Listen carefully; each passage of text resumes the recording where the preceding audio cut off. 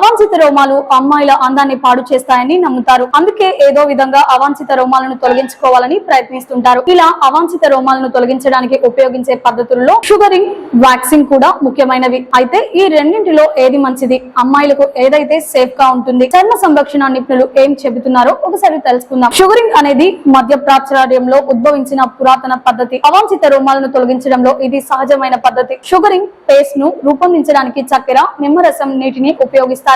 దీన్ని చిక్కని పాకంలా సిద్ధం చేస్తారు. దీన్ని అవాంఛిత రోమాల మీద ఉంచి గట్టిగా వెంటనే తాగడం వల్ల అవాంఛిత రోమాలు తొలగిపోతాయి. ఈ పేస్ట్ సాధారణంగా సహజ పదార్థాలను కలిగి ఉంటుంది. ఇది సున్నితమైన చర్మ కణాలను అనుకూలంగా ఉంచుతుంది. షుగరింగ్ వ్యాక్సింగ్ కంటే తక్కువ చికాకును కలిగిస్తుంది, ఎందుకంటే ఇది జుట్టుకు మాత్రమే తొలగిస్తుంది, చర్మానికి అతుక్కుపోదు.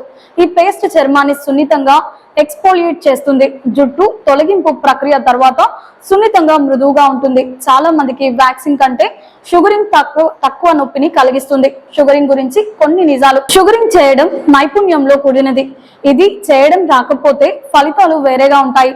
వ్యాక్సింగ్ తో పోలిస్తే షుగరింగ్ అనేది ఖరీదైనది. వ్యాక్సింగ్ అనేది చర్మంపై వేడి చేసిన మైనపు పొరను అప్లై చేయడం.